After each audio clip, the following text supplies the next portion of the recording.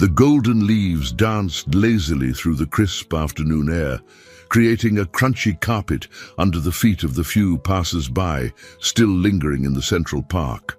Arthur Ashworth adjusted his cashmere overcoat and sighed deeply, watching the vapor of his breath mix with the cold November air. At 70, this elegant man of impeccable posture carried on his shoulders the weight of a business empire built over 4 decades. But his eyes revealed a melancholy that all the money in the world couldn't hide. Sitting alone on a wrought-iron bench, Arthur watched the families playing around the small green. Fathers pushed children on swings while mothers arranged impromptu picnics on colorful blankets. The sound of children's laughter echoed through the space, creating a symphony of happiness that only intensified the loneliness growing in his chest like a wound that would never heal. His phone remained silent in the inner pocket of his jacket. No calls from his children, no affectionate messages, just the deafening void of relationships that had become business transactions disguised as family ties. Edward, 45 there, was on some paradise beach in Thailand. Marina, 42, was touring the casinos of Monte Carlo. Robert, the youngest at 38, had left for a ski season in the Swiss Alps, all generously funded by him. All absent when their presence truly mattered. The scent of dry leaves mingled with the distant smell of roasted chestnuts, creating a nostalgic atmosphere that transported Arthur to memories of when his children were small. He vaguely remembered afternoons like this one, but even then, his physical presence had rarely coincided with his emotional one. There was always an urgent meeting, a deal to close, an empire to expand. That's when she appeared. A small girl, no older than 6, timidly approached the bench where Arthur sat. Her bare feet made an almost imperceptible rustle on the dry leaves, and her patched clothes contrasted sharply with the elegance of her surroundings. Messy brown hair framed a dirty little face, but her eyes shone with a pure and innocent curiosity Arthur hadn't seen in decades. "Excuse me, mister," she said in a sweet but hesitant voice, stopping a few feet away. Do you have kids?" The question hit Arthur like a punch to the gut. He lifted his eyes from the ground and met the child's sincere gaze, feeling a lump form in his throat. For a moment, he considered lying, making up some excuse to avoid the conversation, but something in the purity of that look stopped him from running from the truth. "I have 3, he answered, his voice as controlled as he could manage. "But they're traveling." The girl tilted her head, processing the information with the peculiar seriousness of children. "Traveling where?" "To faraway places," Arthur sighed. "Very faraway places." "And you're not going to go play too?" The seemingly simple question carried a devastating weight. Arthur felt the words get stuck in his throat, unable to explain to a 6-year-old the complexity of family relationships that had deteriorated over the years. How could he explain that his children saw him only as an inexhaustible source of financial resources? How could he tell her that their trips were paid for by him, but his company was never wanted or even considered? "No," he finally replied, his voice almost a whisper. "I'm not going to play." The girl frowned, clearly disturbed by the answer. She took another step closer, her childish curiosity overcoming any initial shyness. "Why not? Are you sad?" Arthur felt tears welling in his eyes. No one had asked if he was sad in years. His employees treated him with professional deference. His partners discussed only business, and his children, well, his children simply didn't ask. "Tomorrow is my birthday," he said, not knowing why he was sharing this information with a stranger. "I'm turning 70. The girl's eyes widened. 70 years. Wow. Are you going to have a party? Arthur shook his head, feeling the weight of loneliness crush his chest. I'll probably spend it alone. The expression of pure shock on the child's face was devastating. Alone on your birthday? The girl's voice trembled with genuine indignation. "But that can't happen. Nobody should be alone on their birthday." Arthur watched, fascinated, as this child, who clearly had almost nothing in life, showed more concern for his well-being than his own children. She came even closer, and he could see small tears forming in the corners of her brown eyes. "What's your name?" Arthur asked, feeling a genuine curiosity for the first time in months. "Sophia," she replied, wiping her nose on the sleeve of her torn sweater. "And you?" Arthur Ashworth." Sophia repeated the name slowly, as if committing it to memory. "Mr. Arthur, tomorrow I'm going to do something very special for you. I promise." Before Arthur could ask what she planned to do, Sophia ran off, her bare feet rustling over the dry leaves as she disappeared among the park's trees. Arthur was alone again, but something had changed inside him. For the first time in years, someone had shown genuine concern for his happiness. That night, in his 15-room mansion, Arthur dined alone at the mahogany table that could easily seat 20. The silence was broken only by the discreet clinking of silverware against fine china and the careful footsteps of Mrs. Gable, the housekeeper who had cared for the house for over 2 decades. "Mr. Ashworth," she said timidly, serving the second course. "Did the children call today?" Arthur shook his head, pretending to be absorbed in a financial report. Mrs. Gable sighed softly, knowing all too well the family dynamic of that house. She had witnessed the growth of Arthur's 3 children, seen how the father's emotional absence had been compensated with expensive gifts and unlimited financial freedom. "Maybe tomorrow," she murmured, more to herself than to him. "Maybe," Arthur agreed, but they both knew it was just a vain hope. Later, in his private study, Arthur sat before the imposing oak desk where he made decisions that moved millions of dollars daily.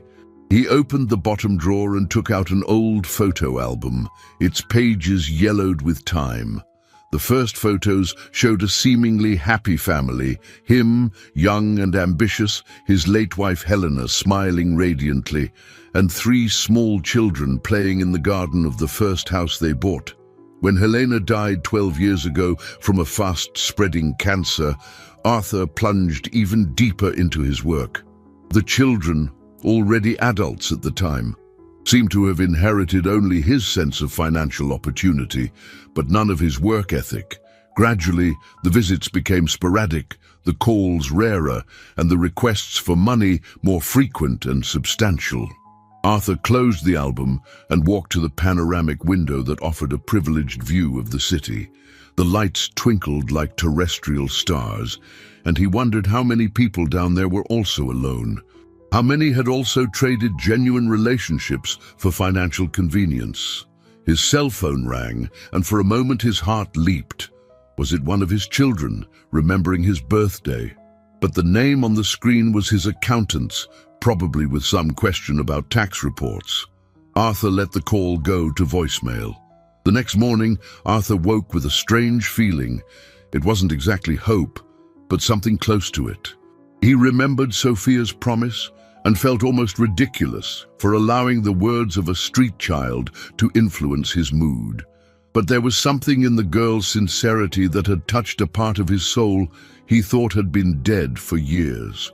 He dressed meticulously, as always, but this time he chose a navy blue tie that Helena always said brought out his eyes.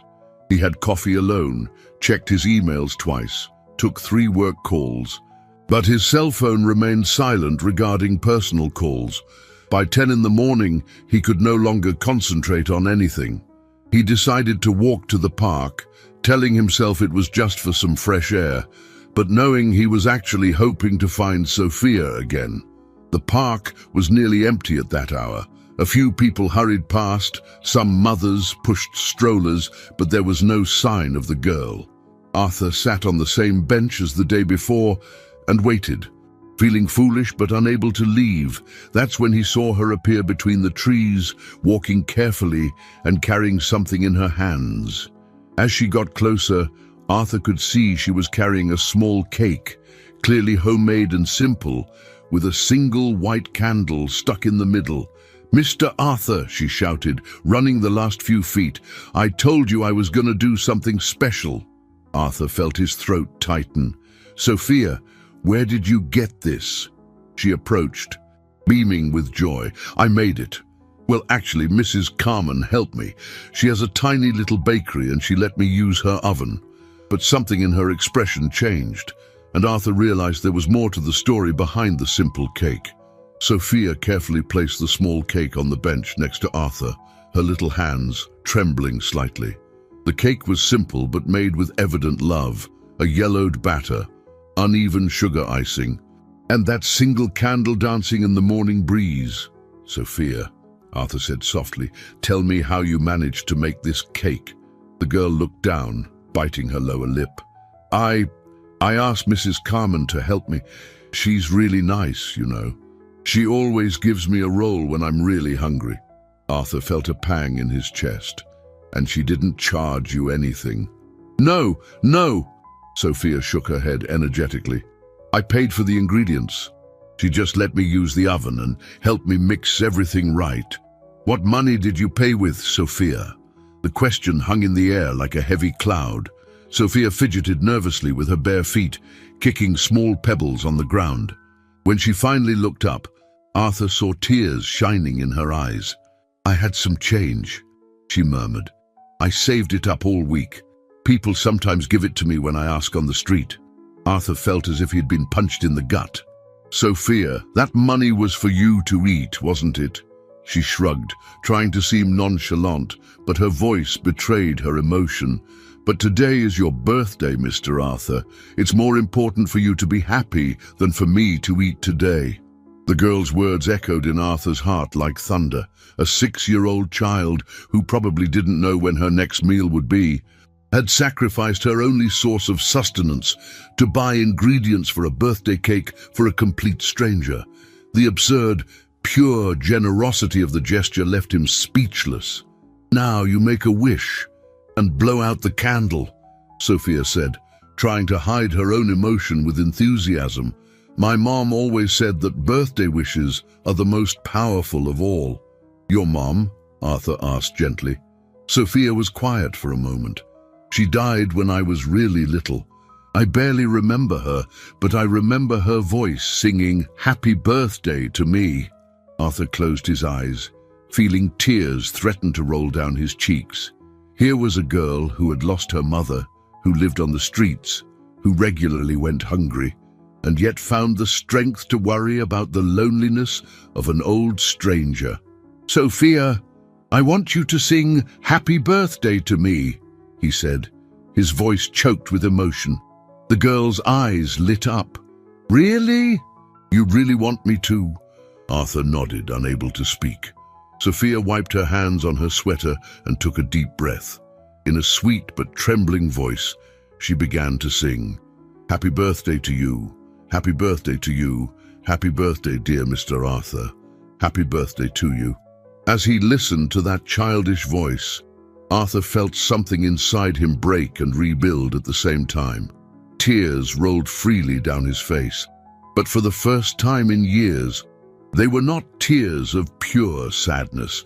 They were tears of a complex emotion that mixed pain, gratitude, and a kind of love he had forgotten existed. When Sophia finished singing, she clapped her hands happily. "Now make a wish and blow." Arthur looked at the flickering candle, then at the girl's expectant face. He closed his eyes and made a silent wish, not for money, not for success, but for a second chance to understand what truly mattered in life. He blew out the candle, and Sophia squealed with joy.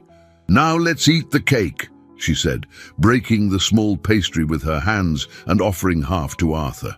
"Sophia, this cake is yours," Arthur said. "You spent your money on it." "No, Mr. Arthur. I made it for you. And besides," she smiled mischievously, "my belly is used to being empty. Yours isn't." Arthur took the piece of cake she offered, but before eating, he asked a question that would change everything. "Sophia, where are your parents? Where do you live?" The girl was quiet for a moment, chewing slowly. My dad. He worked for a big company, but he got laid off. After that, he got really sad and started drinking. One day he left and never came back. And where do you stay now? On the street mostly. Sometimes I sleep at the church when it's really cold, or at the shelter when there's a bed. But the street is freer, you know. Nobody bosses me around. Arthur felt a physical pain in his chest. How old are you, Sophia? 6. I'll be 7 in December. 6 years old. The same age Edward was when Arthur bought him his first expensive toy, trying to compensate for an absence he didn't even realize he was creating. The difference was stark and devastating. Sophia, I want to ask you an important question, Arthur said, choosing his words carefully. Would you like to have a real family? The girl's eyes filled with tears, but she tried to smile. Everybody wants that, Mr. Arthur. But some people like me don't get to choose those things.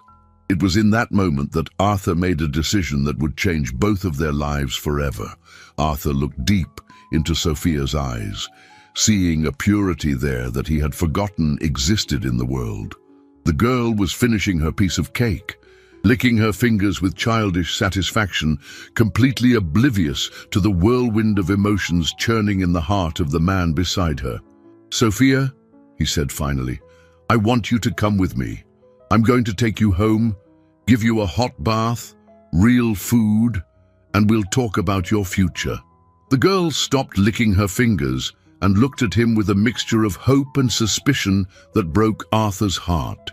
It was clear she had learned, in her few years of life, that offers that were too generous usually came with hidden costs. Why? She asked with the brutal honesty of a child. You don't know me. Why do you want to help me? Arthur took a deep breath. Because you gave me the most precious gift I've ever received in my life, Sophia. You reminded me what it means to be human. During the drive to his mansion, Sophia was quiet, watching the city through the car window. Arthur instructed his driver, Frank, to drive slowly, allowing the girl to absorb the magnitude of the change happening in her life. When they reached the gates of the estate, Sophia let out a gasp of admiration. You live here, alone. Alone, Arthur confirmed, feeling the weight of the irony. In 15 empty rooms. Mrs. Gable nearly dropped the silver tray when Arthur walked through the front door, holding Sophia's hand. Her experienced eyes immediately understood the situation, and she knelt down to the girl's level. Hello, dear. What's your name? Sophia, the girl replied shyly. I'm sorry if I'm dirty. I live on the street. You don't need to be sorry for anything, Angel, Mrs. Gable said, casting an approving glance at Arthur. We'll get you all cleaned up and fed. When was the last time you had a real meal? Sophia thought for a moment. I don't remember. It's been a few days. Arthur clenched his fists, feeling a mix of anger and sadness. While his own children wasted thousands of dollars in expensive restaurants around the world, an innocent child went days without eating. After a long bath and a hearty meal, Sophia was unrecognizable, dressed in clean clothes that Mrs. Gable had managed to borrow from a neighbor. Her brown hair shone clean, and her eyes seemed even more expressive. She sat on the sofa in the main living room, clearly intimidated by the grandeur of the space. Mr. Arthur, she said quietly, I don't belong here. It's too beautiful, but I'm just a girl from the street. Arthur sat beside her, careful not to startle her. Sophia, have you ever heard of adoption? The girl's eyes widened.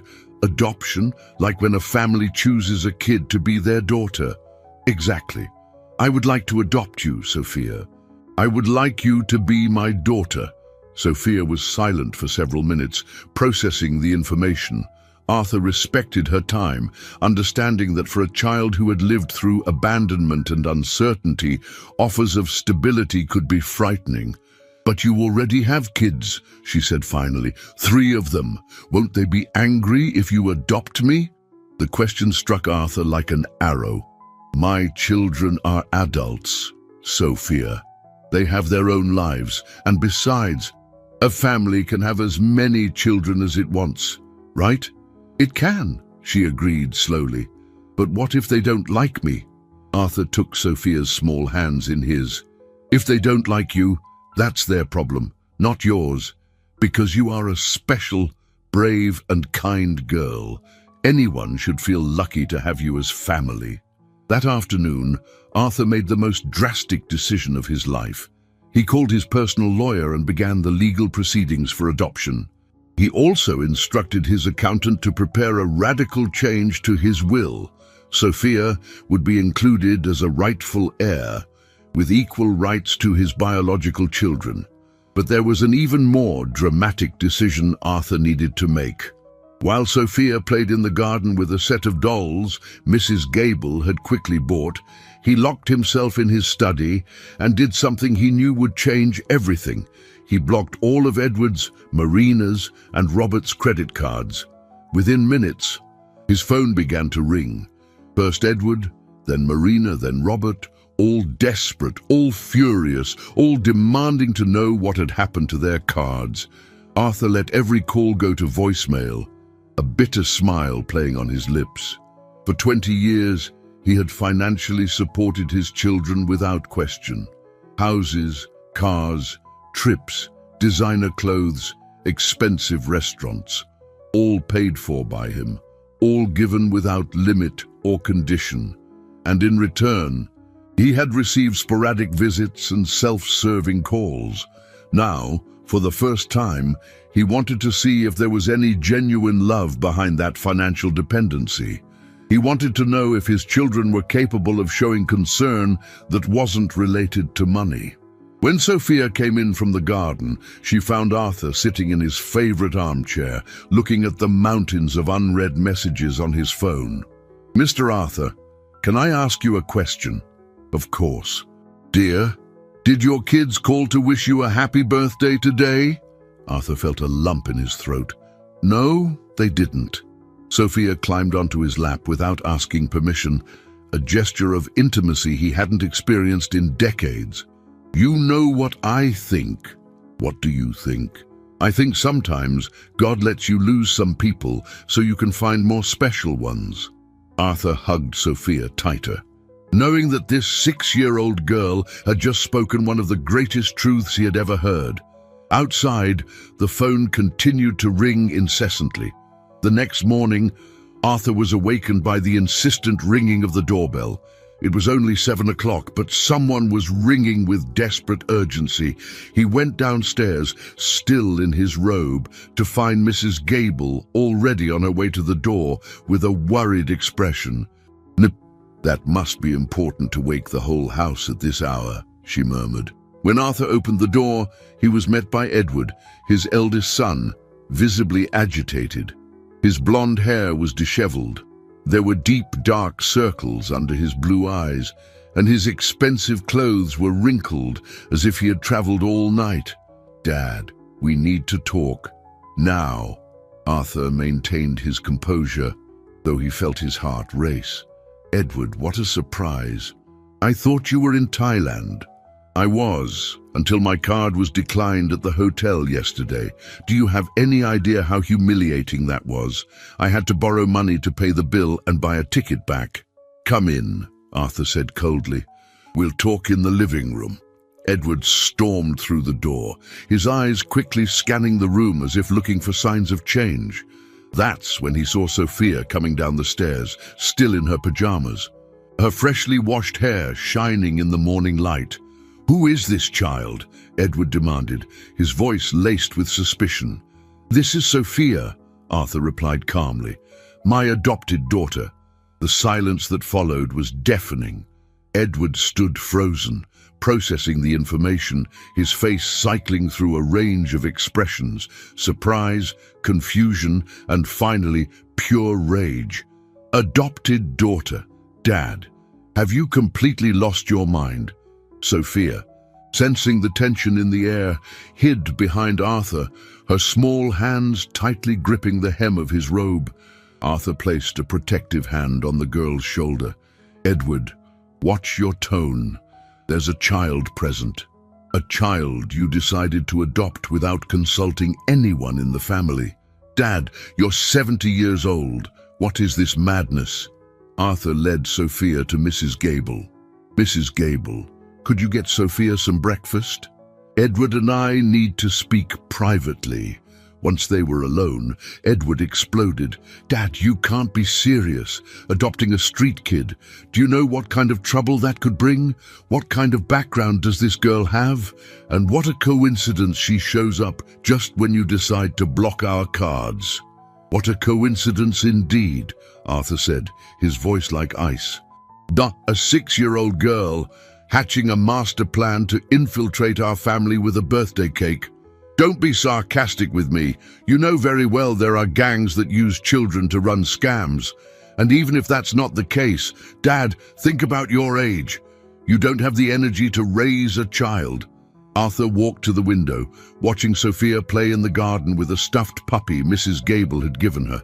The sight of that little girl running freely on the lawn, laughing for the first time since he'd met her, filled his heart with a joy he hadn't felt in decades. Edward, in 70 years, Sophia is the only person who has shown genuine concern for me. She spent the last coin she had to make me a birthday cake. When was the last time you did anything for me that didn't involve asking for money? Edward turned red. How can you compare? We're your children. We have rights. Rights?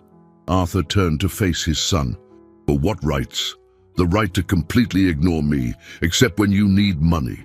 The right to spend my birthday traveling on my dime while I sit here alone.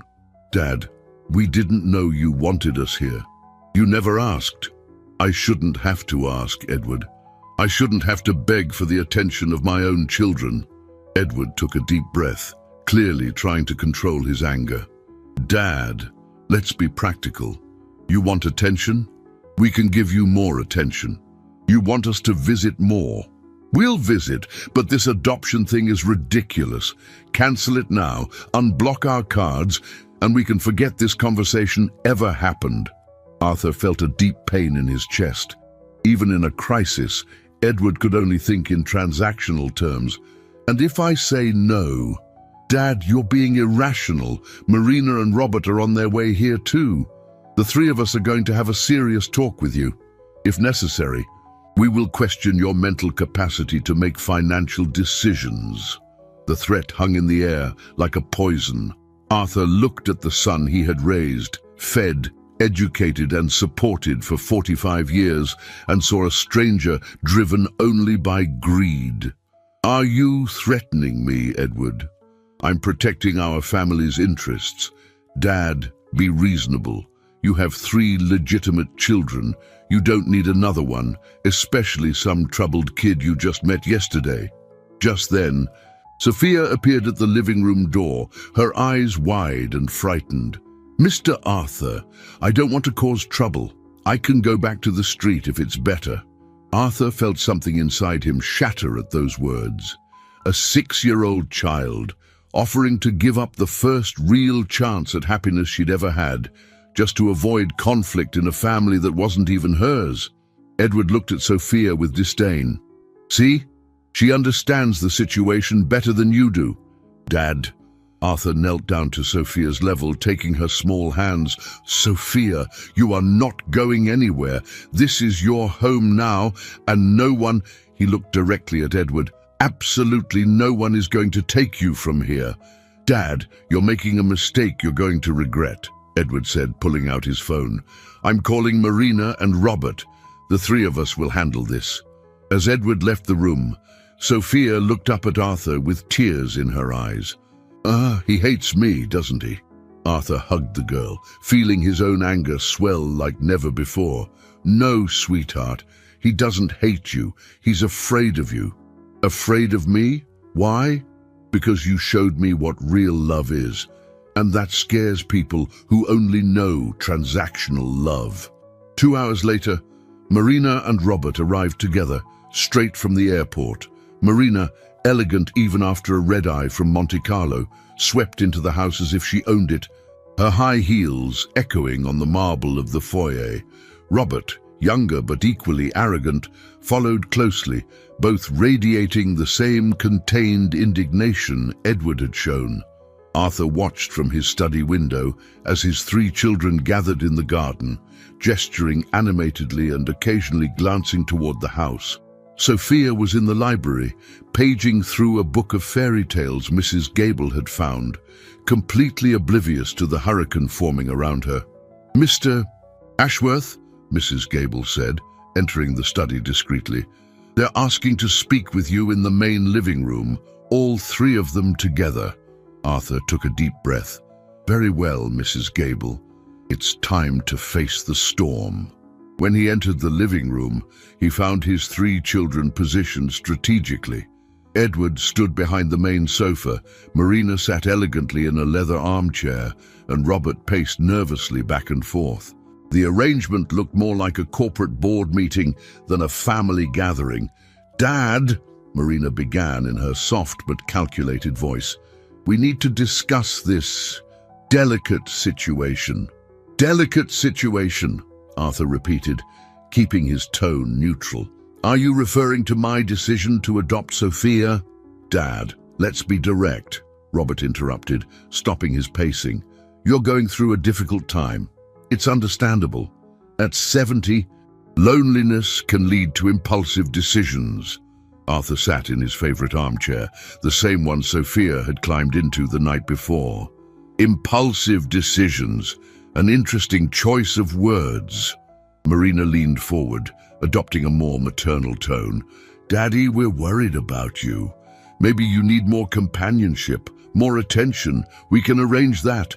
We can hire a professional companion, someone trained to care for people your age."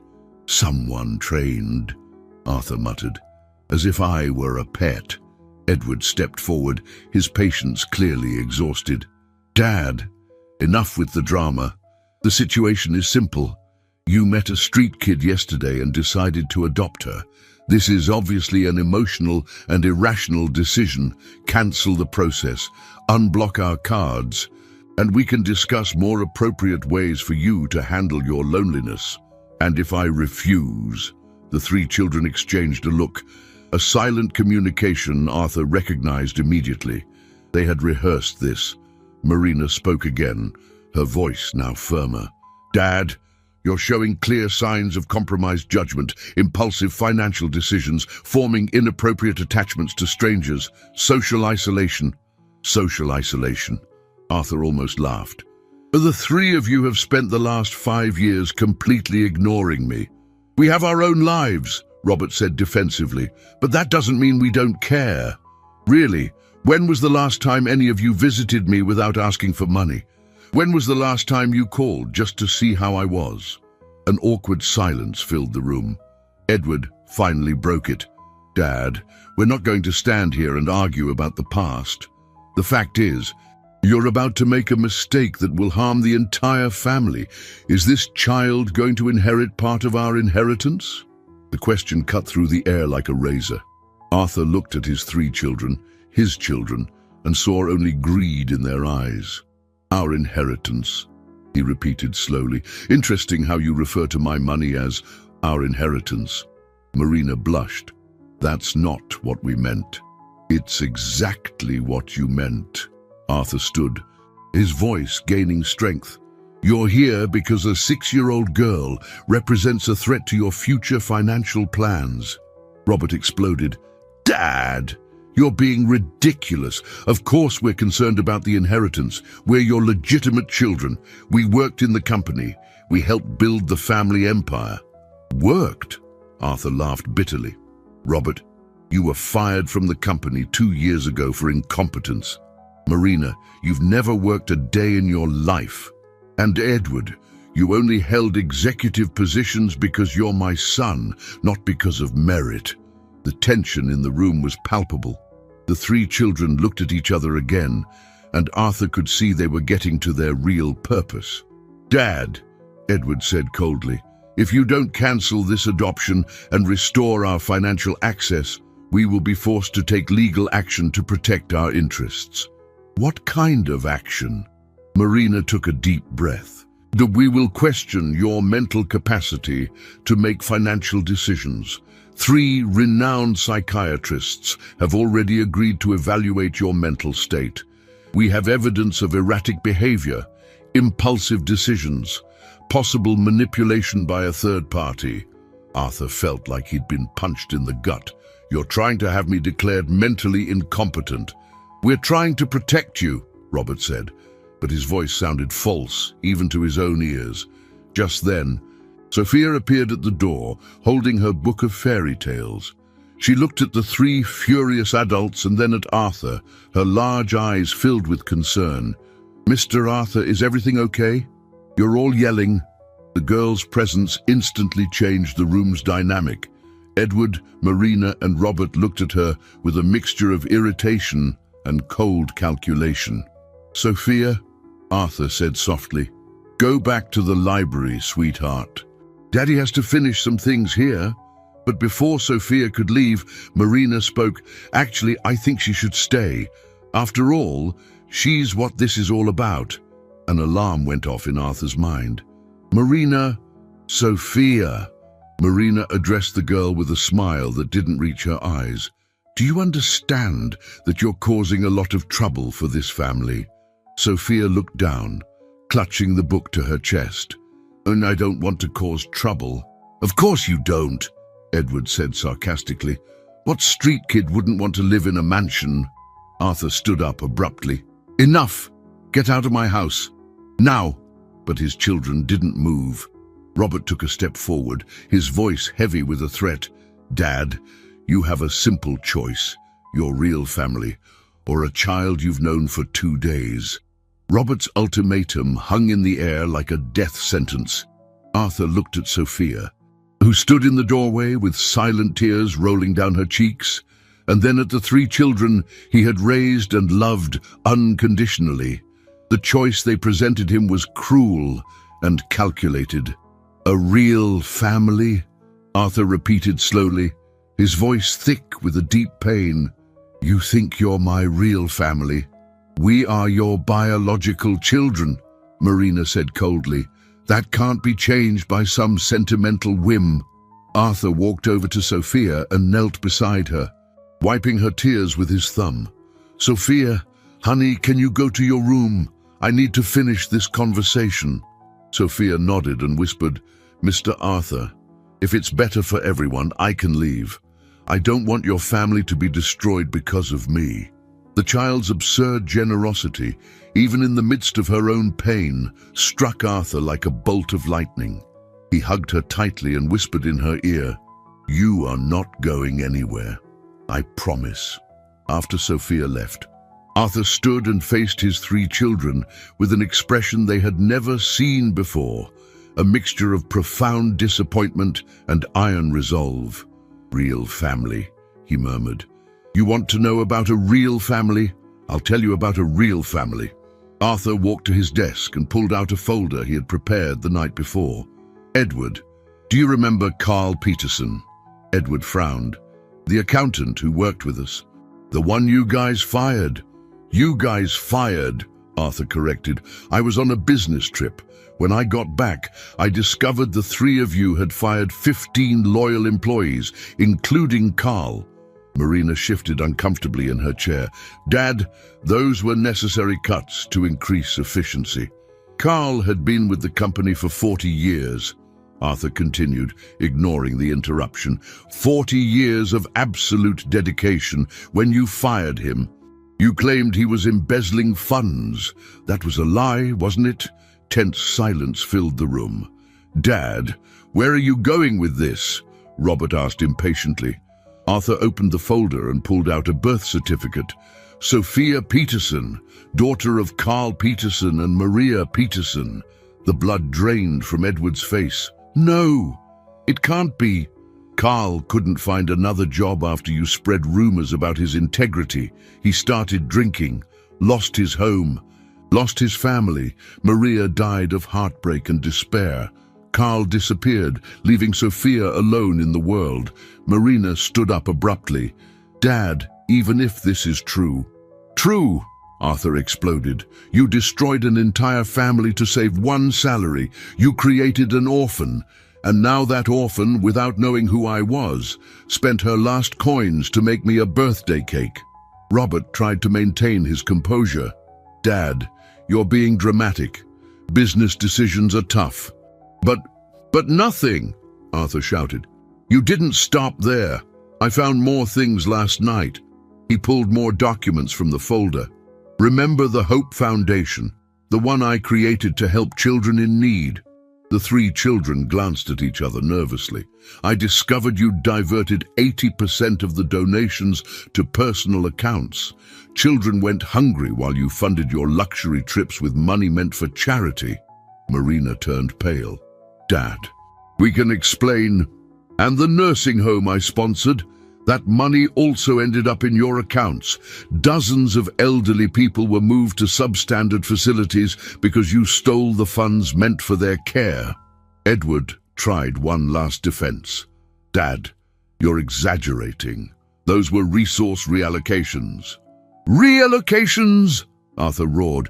"You stole money from orphaned children and abandoned seniors. You turned my generosity into your personal income source." He stepped toward Edward, his eyes blazing with rage.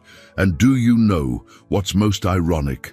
The child whose family you destroyed now shows more love for me than the three of you combined." Robert tried to regain control.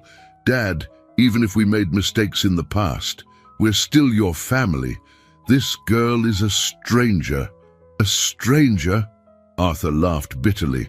"Sophia has known me for 2 days and has already shown more genuine concern for me than you have in 5 years. She sacrificed her only meal to bring me joy. When was the last time any of you sacrificed anything for me?" Marina tried one last emotional appeal. "Daddy, we made mistakes, but we can change. We can be better. Can you? Or are you only saying that because I cut off the money?" Embarrassing silence. Arthur took a deep breath. His decision made. "Get out of my house now." "Dad, you can't be serious," Edward said desperately. "I have never been more serious in my life. You have 5 minutes to get off my property." Robert exploded. "Dad, you'll regret this. We'll go to the courts. We'll prove you're being manipulated." Arthur walked to the door and opened it. "Do whatever you want, but do it far away from here." Marina walked past him, whispering venomously, "That child will destroy you, Dad. And when she does, don't come crawling back to us." Edward stopped at the door, his last card on the table. "Dad, if you continue with this madness, you will lose your 3 children forever." Arthur looked him straight in the eye. "Edward, I lost the 3 of you a long time ago. I was just in denial." After his children left, Arthur found Sophia sitting on the stairs, having clearly overheard part of the argument. She ran to him, hugging him around the waist. "I'm Mr. Arthur. I'm so sorry. I didn't know my dad worked for you." Arthur knelt and hugged the girl, feeling tears roll down his own cheeks. "Sophia, it's not your fault. None of this is your fault. Are they really going to try to take you away from me?" Arthur looked into the eyes of the child who had become more important to him than his own biological children. "They can try, sweetheart, but I will fight for you with all my strength. And what if they win?" Arthur held Sophia's small face in his hands. "Then we'll face it together, because we are a real family now." Outside, the sound of departing cars echoed in the morning. But Arthur knew this wouldn't be the last time he saw his biological children. The war was just beginning. In the days that followed the confrontation, Arthur tried to create a normal routine for Sophia. He enrolled her in a nearby private school, bought her proper clothes, toys, books, everything a 6-year-old would need to start a new life. But beneath the apparent normalcy, he knew a storm was brewing. The first signs came through his lawyer, Alan Ramsey, who called on a rainy Thursday morning. "Arthur, I need to see you urgently. There are developments you need to know about." An hour later, Mr. Ramsey was sitting in Arthur's living room, holding a stack of legal documents with a grave expression. Your children have hired Sterling, Price and Associates. It's the best family law firm in the city, Arthur. They aren't messing around."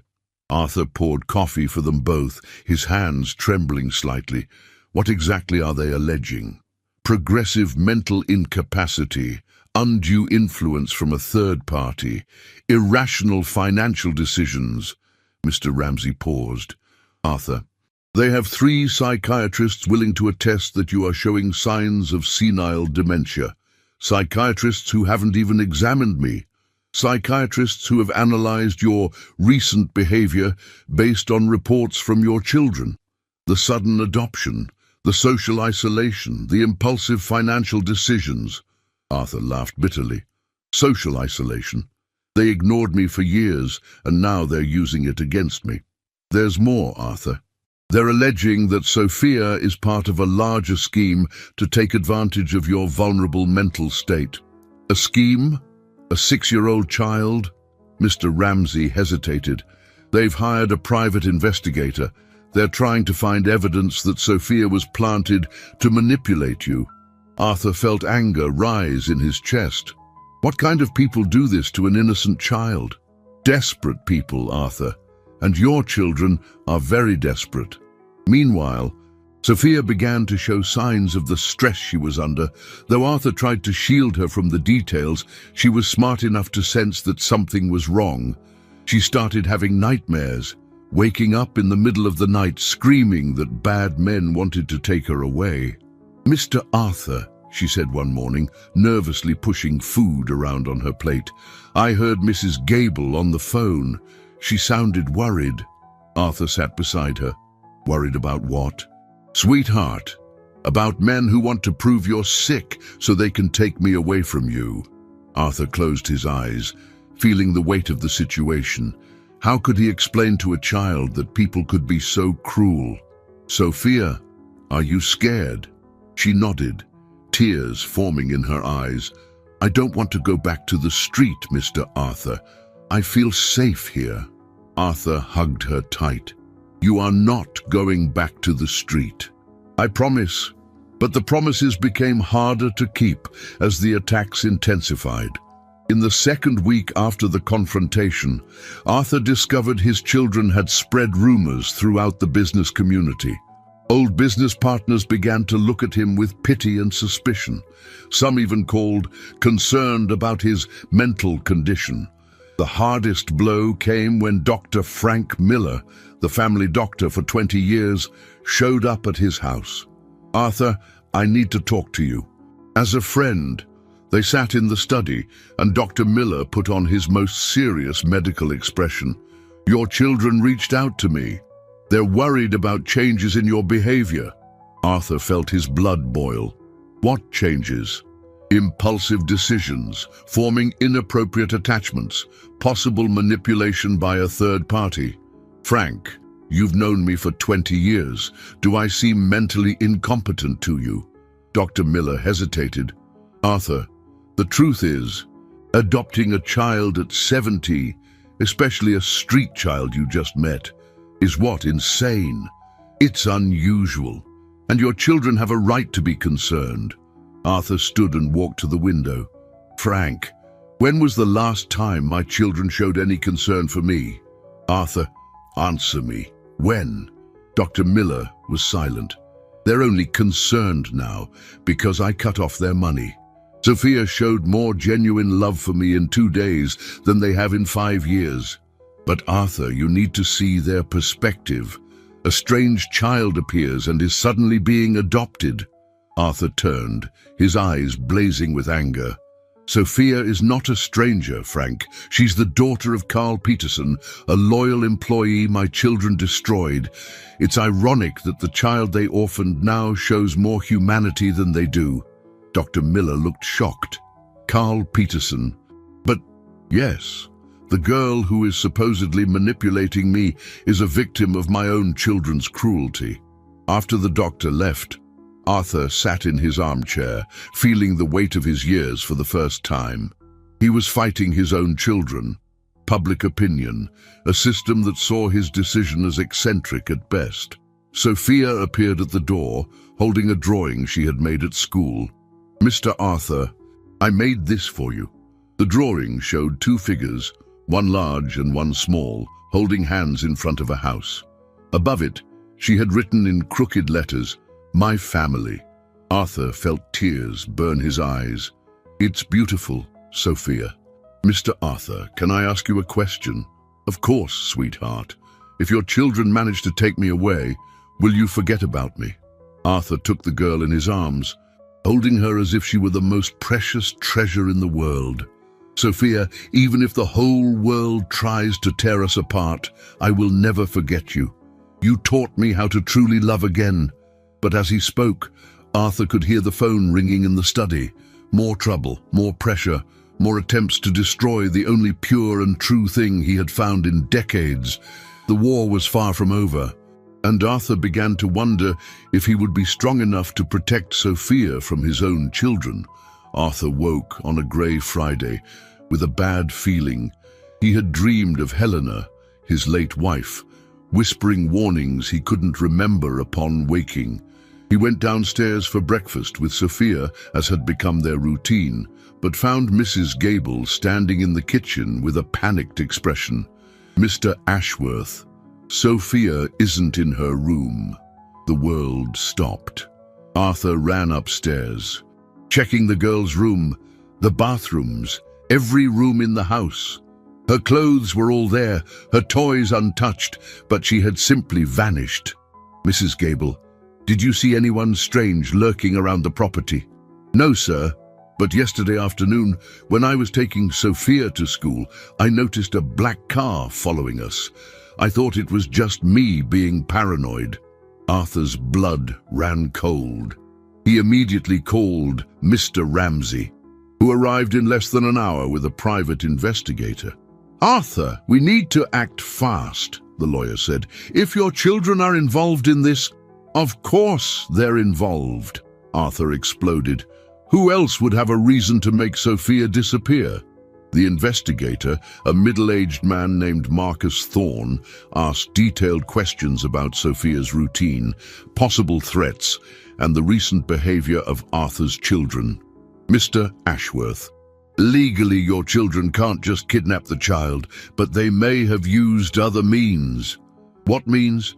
"Psychological pressure, intimidation, even bribing local authorities. If they can prove Sophia is in a risk situation with you." Arthur couldn't bear to hear the rest. He left the house and drove directly to the hotel where he knew Edward was staying. He stormed into the lobby like a hurricane, ignoring the concierge's protests. "Where is Sophia?" he yelled when Edward opened the hotel room door. "Dad, what are you talking about?" "Sophia's missing. Where is she?" Edward put on a mask of false concern. "Dad, that's terrible. A missing child. Have you called the police?" Arthur studied his son's face, searching for a tell. Edward had always been a good liar, a skill Arthur now realized had been cultivated since childhood. "Edward, if you've hurt Sophia—" "Dad, how can you accuse me of something like that? I'm your son." "You are my son, but that doesn't mean I trust you." Arthur visited Marina and Robert, receiving the same vehement denials and offers of help to find Sophia.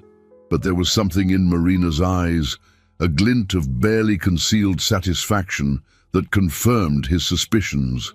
It was 3 days of hell.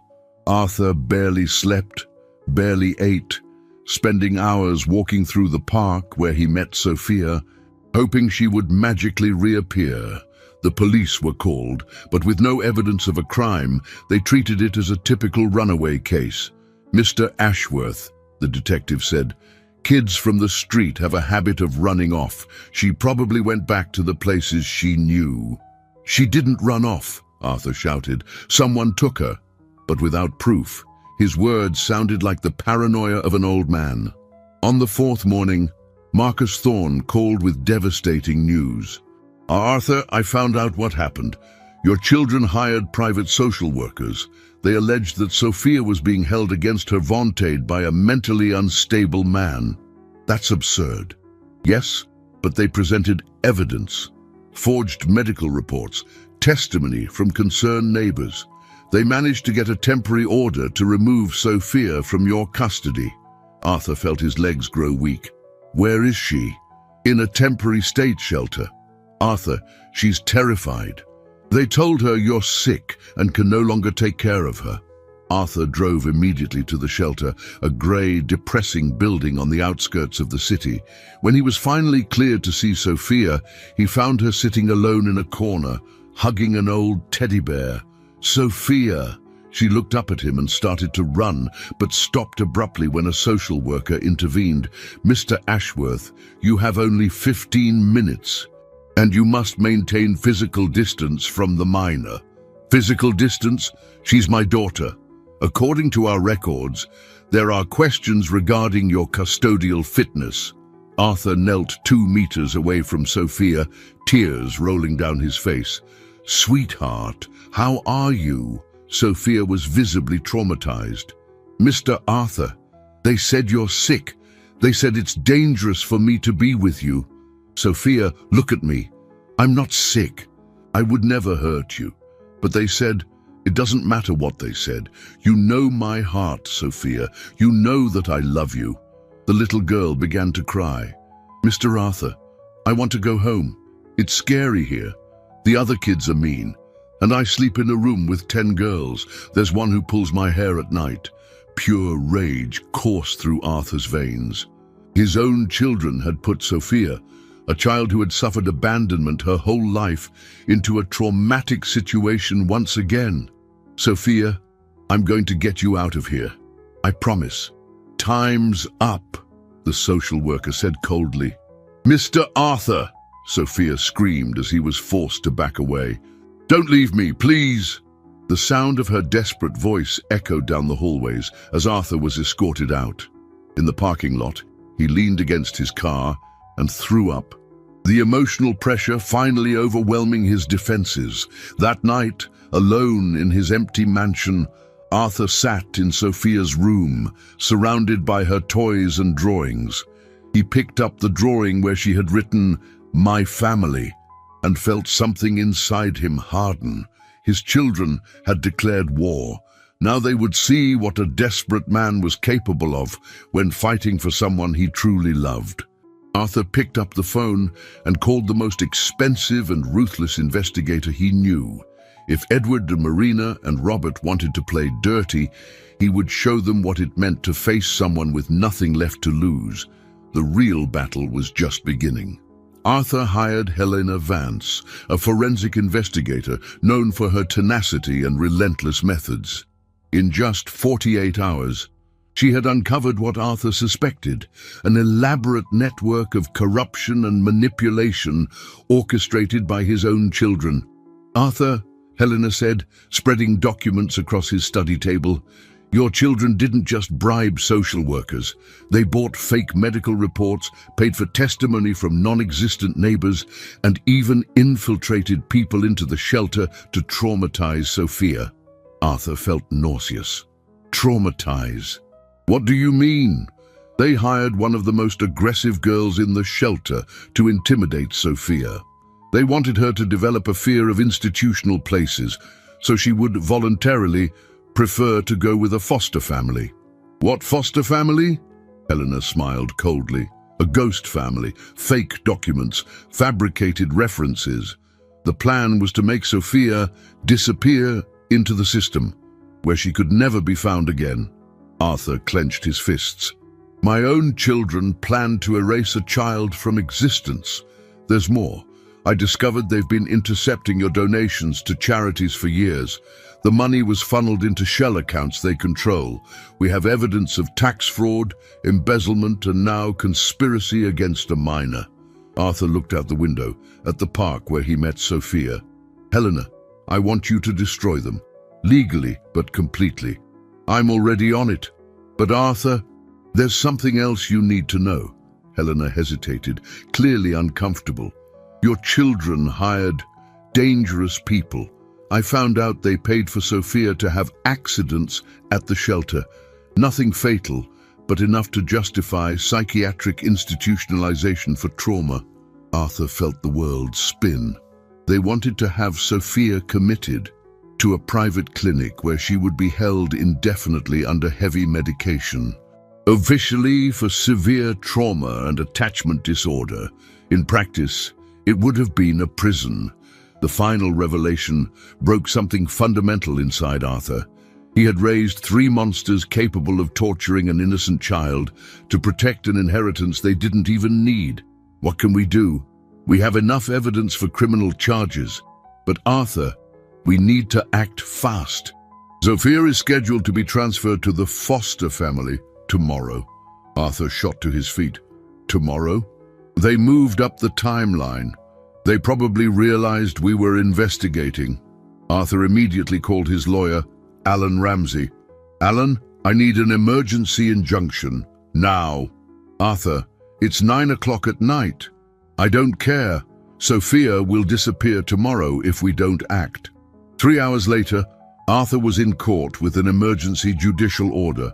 The judge, initially skeptical, was visibly shocked as he reviewed the evidence Helena had presented. Mr. Ashworth, these are extremely serious allegations against your own children. Your Honor, I have documented evidence for every claim. The judge examined photographs, bank records, audio recordings, and forensic reports. His expression grew darker with every page. This is one of the most elaborate and cruel conspiracies involving a minor I have ever seen. Injunction granted. The child is to be immediately returned to the petitioner's custody, and the accused are to be detained for investigation. The next morning, Arthur arrived at the shelter accompanied by court marshals and Helena. The look of panic on the director's face confirmed their plan had been discovered. "Where is Sophia Peterson?" Helena asked coldly. She's already been transferred." "Transferred where?" Tense silence. Helena showed her the court order. "Ma'am, you are obstructing justice. Where is the child?" 20 minutes later, Arthur was in a van, driving to an address in the suburbs. His heart was pounding. What if they were too late? The foster family was actually an illegal holding house, run by a couple paid to keep inconvenient children hidden from the system. When the marshals raided the property, they found Sophia locked in a small, dark room, and clearly drugged with sedatives. "Sophia!" Arthur rushed to her, scooping her into his arms. The girl was semi-conscious, her eyes glazed over, and her movements sluggish. "Mr. Arthur," she murmured, I thought you forgot about me." "Never, sweetheart, never." He carried her out of that house of horrors, tears streaming freely down his face. Sophia had lost weight, had bruises on her arms, and was clearly traumatized. At the hospital, while Sophia received medical care to reverse the effects of the sedatives, Arthur got a call from Helena. "Arthur, we've arrested Edward and Marina. Robert has fled, but we've issued a warrant for his arrest. We found evidence that they planned to make Sophia disappear permanently after a forced psychiatric commitment." Arthur looked through the hospital room window, watching Sophia sleep peacefully for the first time in a week. "Helena, I want you to prosecute them for attempted kidnapping, fraud, corruption, and anything else you can prove." "I'm on it." "Arthur, there are reporters wanting to speak with you. This story is causing a scandal." "I don't care about a scandal. I just want Sophia safe." When Sophia finally woke up, free of the sedatives, she looked at Arthur with eyes that seemed older than her 6 years. "Mr. Arthur, why did your children hate me so much?" Arthur sat beside her bed, choosing his words carefully. "They didn't hate you, Sophia. They were afraid of the love you and I share." "Afraid of love?" "Yes, because real love can't be bought or sold. And that terrified people who only knew relationships based on money." Sophia took Arthur's hand. "Mr. Arthur, I'll never leave you, even if bad people come again." Arthur kissed the girl's forehead, making a silent promise. He would never again let anyone hurt Sophia, not even his own children. The war was over, But the scars would take time to heal. The scandal dominated the headlines for weeks. Millionaire heirs conspire against orphan girl. The family war that shocked the nation. True love versus greed. The Ashworth case. Arthur, who had always shunned publicity, now found himself at the center of a media firestorm. 2 months after Sophia's rescue, the trial of Edward and Marina began. Robert was still a fugitive, reportedly spotted in countries with no extradition treaty. The courtroom was packed. Journalists, curious onlookers, and child advocacy activists followed every moment of the proceedings. Arthur arrived at the courthouse holding Sophia's hand, who had insisted on testifying despite her young age. The girl, now looking healthier after months of medical and psychological care, wore a simple blue dress Mrs. Gable had picked out for the occasion. "Mr. Arthur," Sophia whispered as they climbed the courthouse steps, "I'm scared to see them again." Arthur knelt to her level. "Sophia, you are the bravest person I know. You spent your last coins to make me happy. You stood up to bad people who tried to hurt you. You can do anything." Edward and Marina were led in, wearing handcuffs. Marina avoided all eye contact. But Edward looked directly at Arthur with a mixture of hatred and despair that made Sophia hide behind her adoptive father. The district attorney, Charles Mason, presented a devastating case. Bank records showed transfers of millions of dollars from charity funds to the defendants' personal accounts. Audio recordings revealed conversations where they planned to neutralize Sophia permanently. Witnesses confirmed bribes paid to shelter staff and officials. "Your Honor," Mr. Mason said during his opening statement, "this is not just a case of financial fraud. It is the story of how greed can corrupt the most basic family bonds, leading people to torture an innocent child."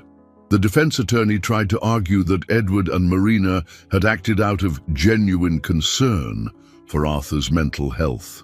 But the evidence was too overwhelming to allow for any reasonable doubt. The most dramatic moment came when Sophia was called to testify. The judge created a special environment for her, a small chair, a doll to hug, and permission for Arthur to stay close by.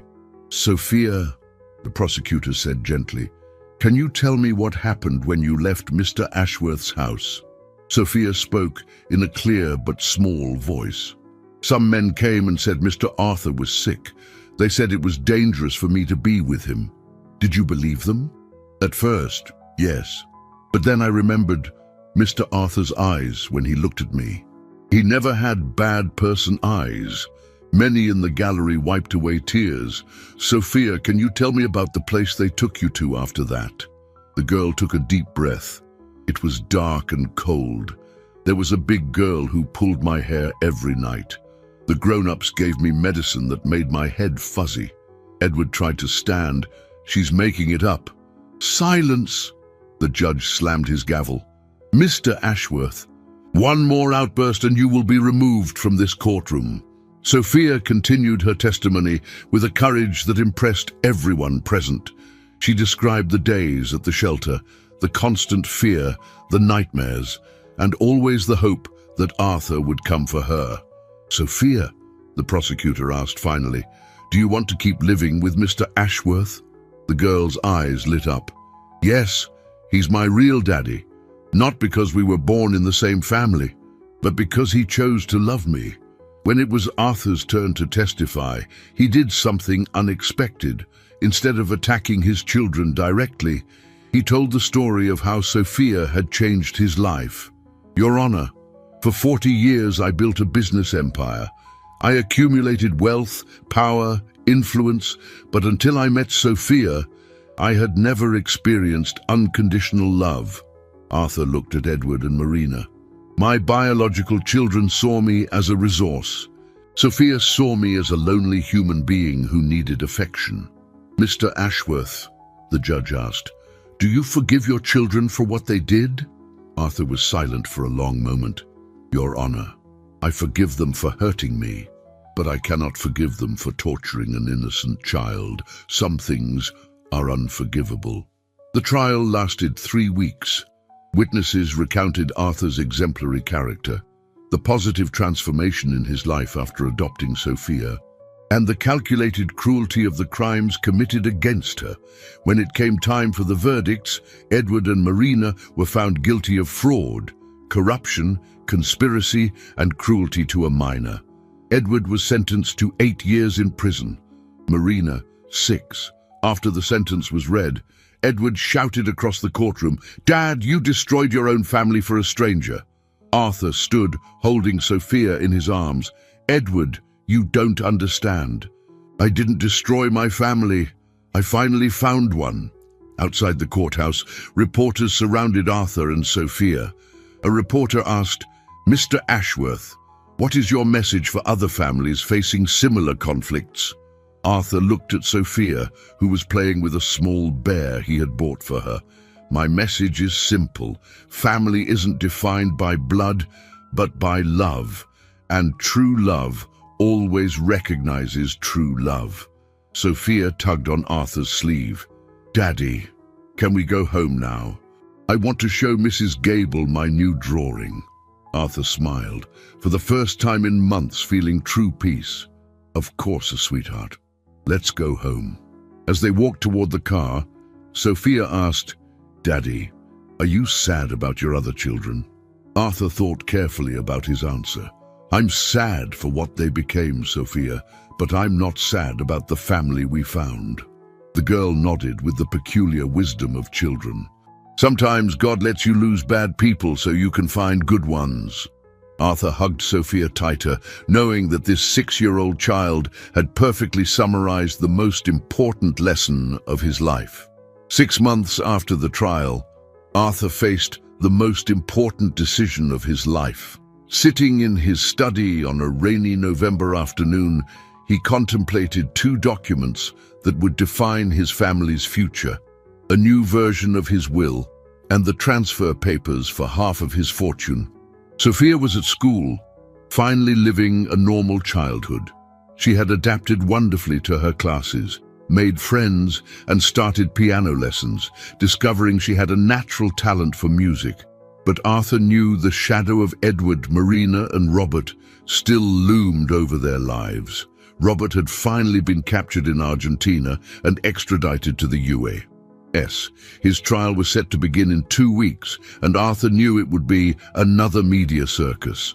More importantly, there were rumors that the 3 children were planning a joint appeal, claiming the evidence against them had been fabricated. "They'll never give up," Arthur muttered to himself. Alan Ramsey entered the study, carrying a thick folder. "Arthur, we've reviewed all the documents. If you sign today, half of your fortune, approximately $200 million, will be transferred into a trust fund in Sophia's name. And my biological children, they will receive a symbolic amount, $50,000 each, with a specific clause. If they attempt to contest the will or harm Sophia in any way, they forfeit even that amount." Arthur walked to the window, watching children play in the park where he met Sophia. "Alan, do you think I'm being unfair?" The lawyer hesitated. "Arthur, as your legal counsel, I must say this is a drastic decision. As your friend of 20 years, I must say your children dug their own grave." Just then, Sophia arrived home from school, bursting into the study like a hurricane of energy. Her hair was messy, there was paint on her fingers from art class, and she carried a pink backpack Arthur had bought especially for her. "Daddy, look what I learned today." She sat at the piano in the corner of the study and played a simple but touching melody.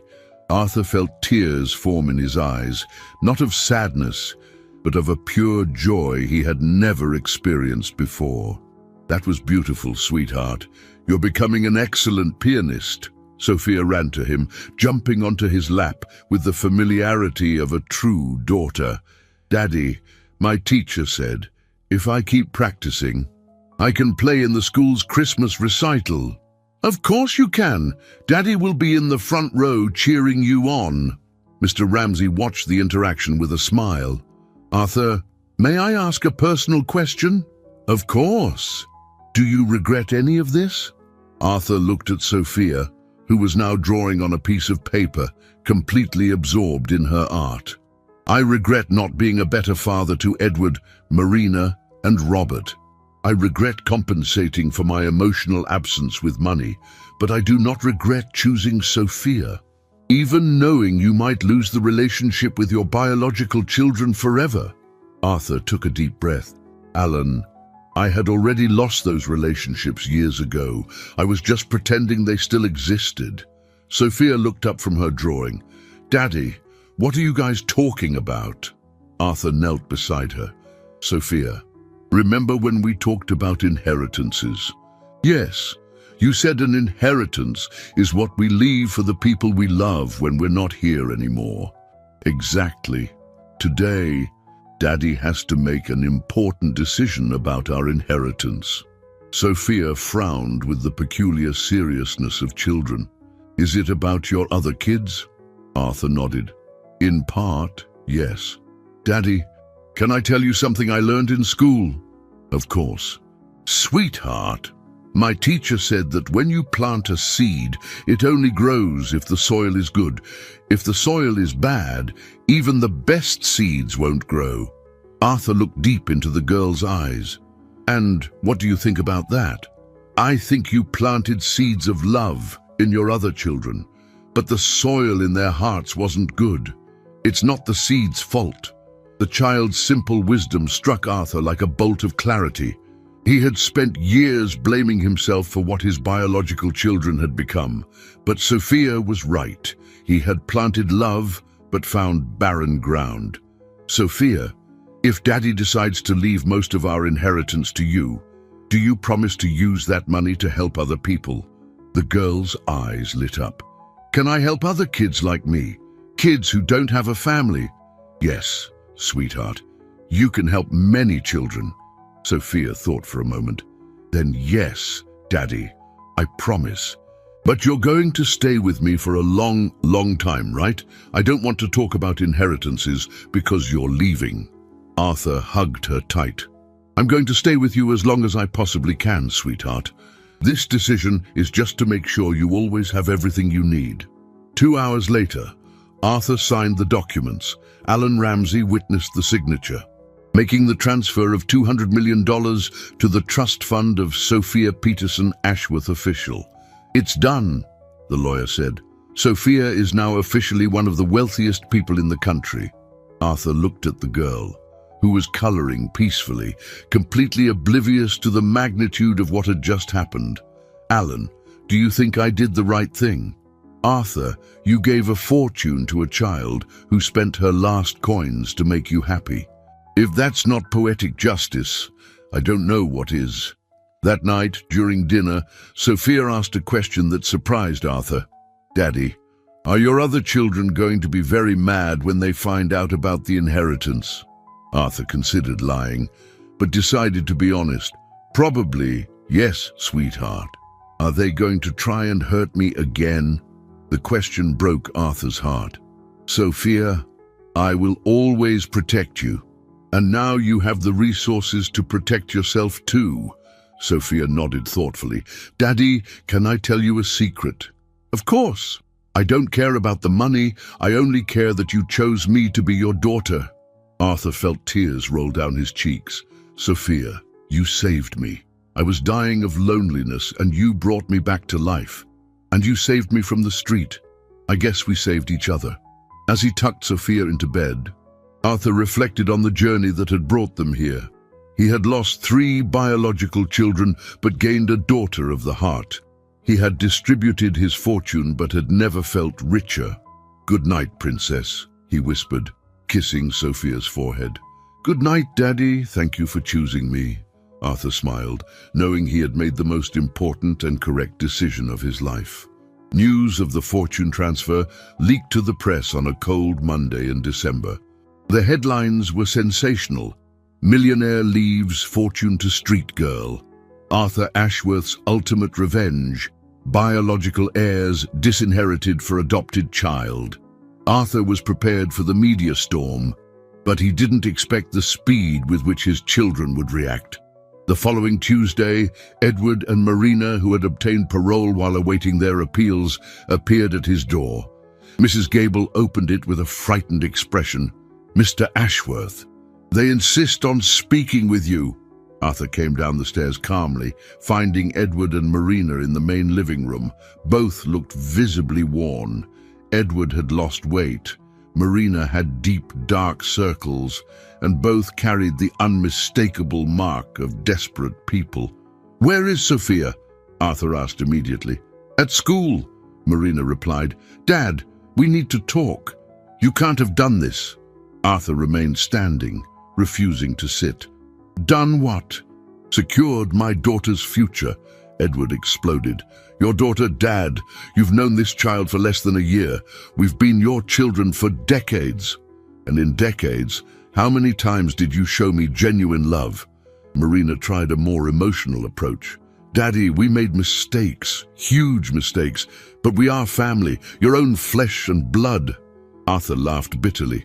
"Family? Marina, you tortured a 6-year-old child. You planned to make her disappear forever. What kind of monsters did I raise?" "Dad, we were desperate," Edward defended himself. "You had gone crazy, adopting a stranger." "A stranger?" Arthur shouted, finally losing his composure. "Sophia is Carl Peterson's daughter, a man you destroyed. She's a victim of your own cruelty."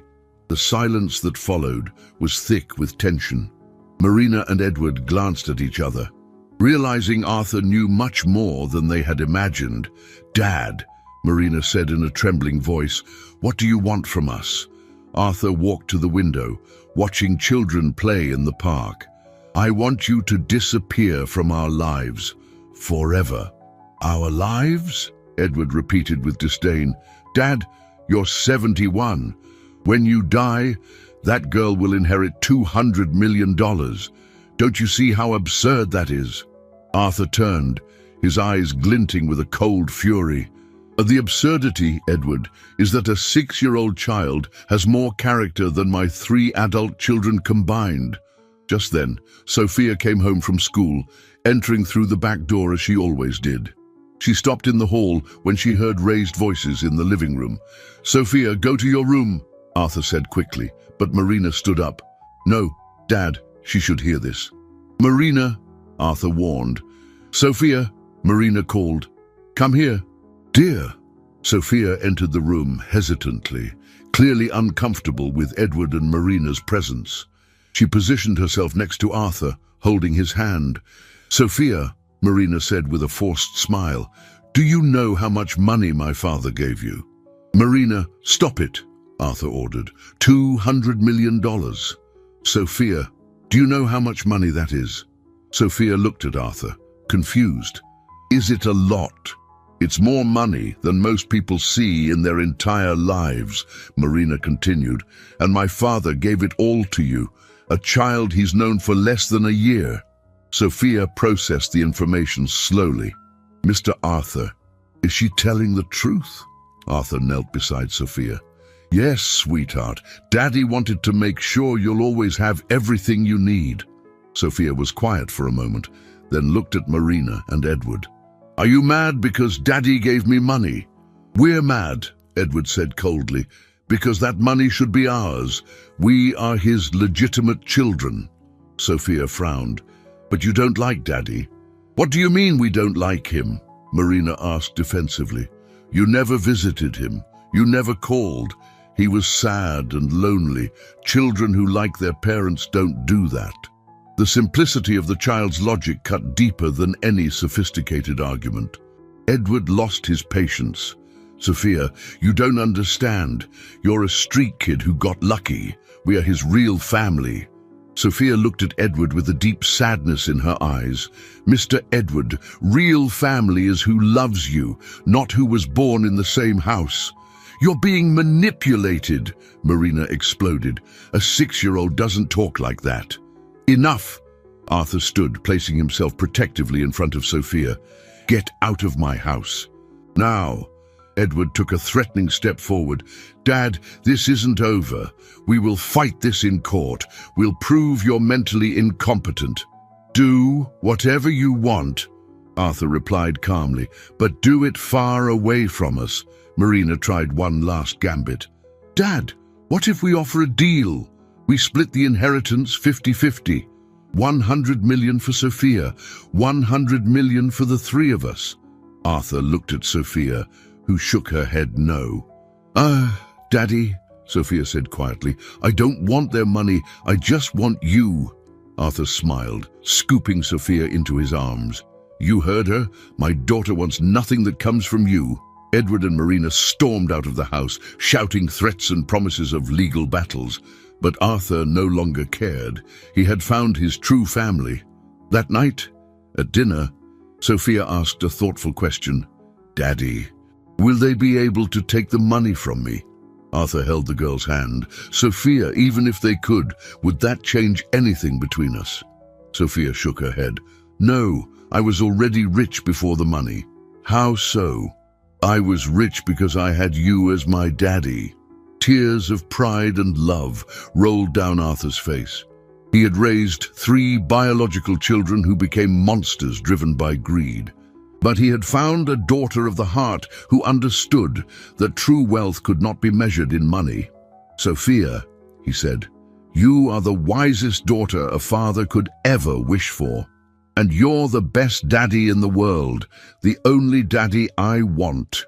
Outside, rain beat against the windows, but inside the house, Arthur and Sophia were building memories that would last forever, memories based on genuine love, not financial interest. The true family they had found was unbreakable. 1 year later, on a sunny morning in May, Arthur woke to the sound of a piano from downstairs. Sophia was playing a melody she had composed herself, a happy, hopeful tune that filled the house with a vibrant energy he had never experienced before. He went downstairs and found his daughter at the piano, dressed in her school uniform, her hair in 2 neat braids Mrs. Gable had lovingly made. At 7, Sophia had grown and blossomed in ways that moved Arthur daily. "Good morning, Princess," he said, kissing the top of her head. "Good morning, Daddy. Did you like my new song? I wrote it thinking about the day we met in the park." Arthur sat beside her on the piano bench. "It's beautiful, Sophia. You're becoming a composer as well as a pianist. My teacher says I have a special talent. And she also said that talents are gifts we should share with the world." Arthur smiled, recognizing his daughter's growing wisdom. "She's right. And speaking of sharing with the world, do you remember what we're doing today?" Sophia's eyes lit up with excitement. "Opening our foundation, the Sophia Peterson Support Center." That day, Arthur and Sophia would officially open the institution they had planned together, a center that would offer a home, education, medical care, and love to orphaned and abandoned children.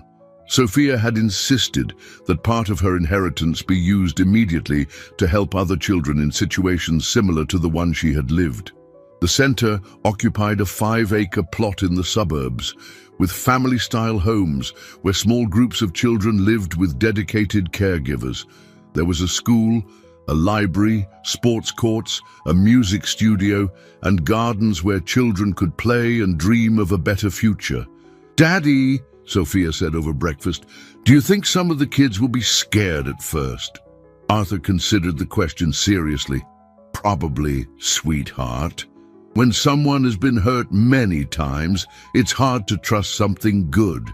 Like when I thought you might be a bad person at the beginning." "Exactly. But do you know what changed everything?" Sophia smiled. "The birthday cake." "No, Sophia. What changed everything was your generous heart. You chose to trust in love, even when you had every reason to be afraid." During the drive to the opening, Arthur reflected on the changes in his life. The final legal appeals from Edward, Marina, and Robert had been definitively denied. The three now lived modest lives. Edward worked as a car salesman, Marina as a receptionist, and Robert, after serving his time, had found a job at a small accounting firm. Ironically, the loss of wealth seemed to have started a maturing process. Edward had sent a letter of apology, not for the money, but for the suffering he had caused Sophia. Marina was in therapy, trying to understand how she had become capable of hurting a child. Robert kept his distance, but the threats and manipulation attempts had stopped. Arthur hadn't responded to the attempts at reconciliation. Perhaps one day he could forgive them completely. But the scar of what they did to Sophia was too deep for a quick healing. The opening ceremony was emotional. Hundreds of people attended: journalists, public officials, families interested in adoption, and most importantly, 20 children who would be the center's first residents. Sophia, wearing a simple white dress, cut the inaugural ribbon with a seriousness that belied her young age. When asked if she wanted to make a speech, she stepped up to the microphone. "My name is Sophia Peterson Ashworth," she began in a clear voice. "A year ago, I lived on the street and had no family. Today, I have the best daddy in the world and a house full of love." The audience listened in respectful silence. This center isn't just a place to live. It's a place where kids like me can find out they deserve to be loved, where they can dream of a beautiful future. Sophia looked at Arthur, who was moved to tears in the front row. "My daddy taught me that family isn't who you're born with, but who you choose to stick with. Here, we're going to build a lot of new families." The applause was long and warm. Arthur went up on stage and hugged Sophia, whispering, "I'm so proud of you." After the ceremony, Arthur and Sophia walked through the center's gardens with the first resident children. A 5-year-old girl named Anna timidly approached Sophia. "Sophia, is it true you used to live on the street like me?" "It's true, Anna, and you know what I found out?" "What?" "That it doesn't matter where we lived before. It matters where we choose to build our home." Arthur watched Sophia talking with the other children, seeing how she naturally took on the role of a big sister. There was a maturity in her gestures, but also a genuine joy that reassured him. She had overcome her trauma and kept her essential innocence. At the end of the afternoon, as they drove home, Sophia asked, "Daddy, are you happy?" Arthur stopped the car in front of the park where they had met. It was exactly 1 year and 1 day after that first encounter. "Sophia, I'll tell you a secret. For 70 years, I thought I knew what happiness was. I thought it was success, money, achievements, and it wasn't. No, happiness is coming home and hearing you play the piano. It's seeing your smile when you wake up in the morning. It's being proud of the extraordinary person you're becoming." Sophia leaned over and kissed Arthur's cheek. "Daddy, can I tell you my secret?" "Of course, princess. I don't remember much about my life before I met you. It's like my real life started on the day I sang Happy Birthday to you." Arthur felt tears of gratitude roll down his face. "Sophia, you saved my life, and you saved mine. We're a rescue team." They laughed together, and Arthur knew he had found what he had unknowingly searched for his entire life: unconditional love, a true family, and genuine purpose. That night, as he tucked Sophia into bed, she asked one last question. "Daddy, do you think we'll be happy forever?" Arthur kissed her forehead. "Sophia, I don't know what the future holds, but I know we'll face it together, and that's all that matters. Good night, Daddy. Thank you for choosing me. Good night, Princess. Thank you for teaching me what true love is." Arthur left the room and went to the hallway window, looking out at the park lit by lampposts. A year ago, he was a wealthy but empty man, alone amidst material abundance. Today, he was a whole person, surrounded by the genuine love of a daughter who had come into his life like a gift from fate. He had lost a fortune and 3 biological children, but had gained something infinitely more valuable: A family built on the choice to love, not the obligation of blood. The park, once a symbol of his loneliness, now represented the place where his real life had begun, where a 6-year-old girl had shown that the purest love comes from the most unlikely of hearts. Arthur smiled, knowing he had learned life's most important lesson. Sometimes you have to lose everything to discover what truly matters, and what truly matters cannot be bought, sold, or inherited, only offered freely by those brave enough to love without condition. The true legacy Arthur would leave the world was not in money, but in the example that it's never too late to start over, never too late to choose love, and never too late to find the family your heart has always been searching for.